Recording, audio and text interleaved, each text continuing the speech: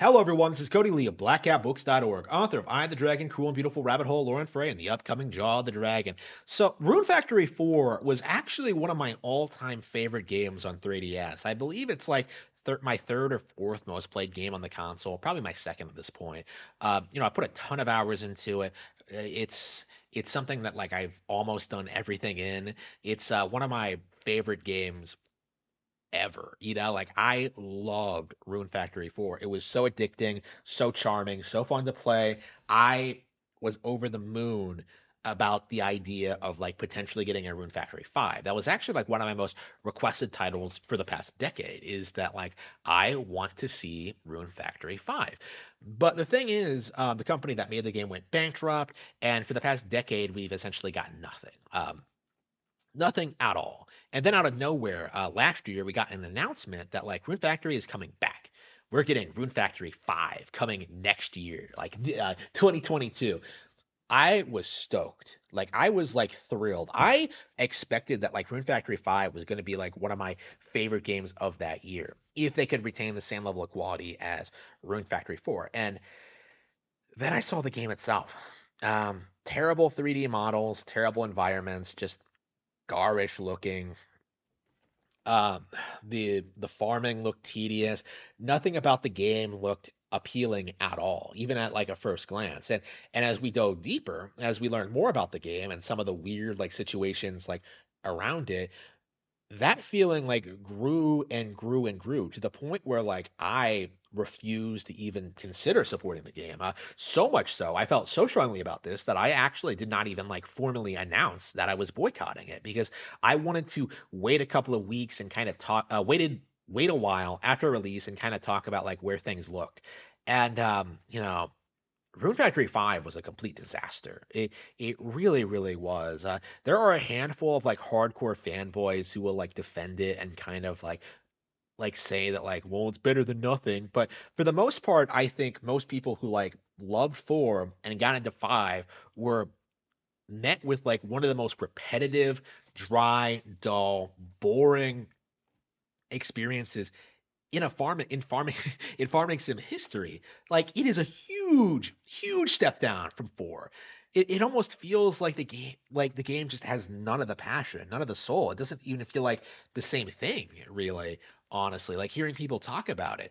And one of the more disgusting things about this game, and one of the reasons I knew I had to boycott it, was like the localization team really pushing to add gay marriage into it. Like forget like fixing all the real problems with the game. Forget like pitching like this.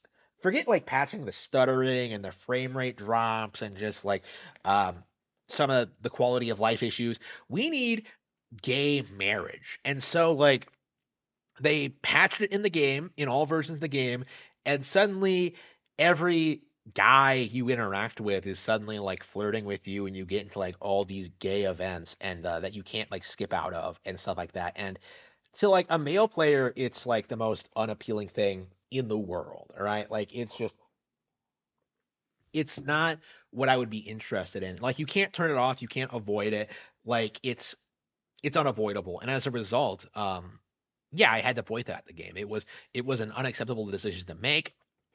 And honestly, I feel like this probably destroyed the brand.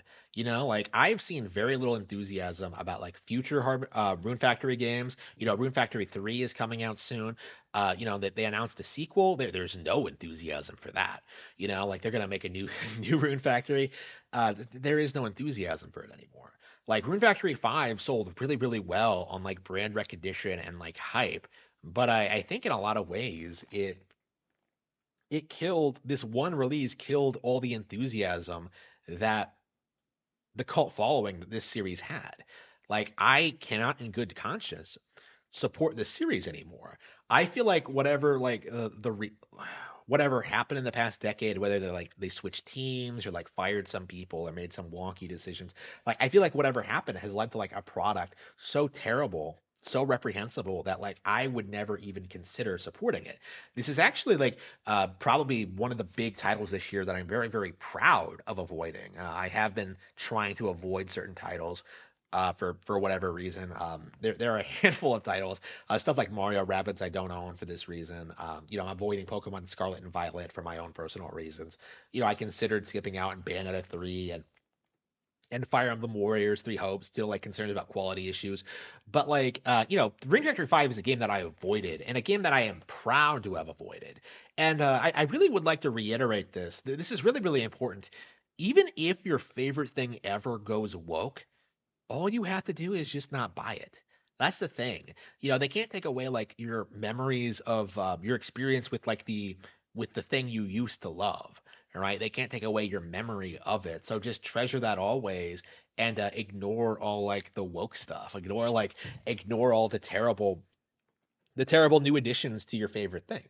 Like, I've been doing it with Harry Potter for years. I've been doing it with what else have I been doing it with? Harry Potter is like the one good example I can come up with. But you know what I mean? You know what I mean? Like they don't control you. You're not you don't need to buy Rune Factory 5 just because you've been wanting it for a decade.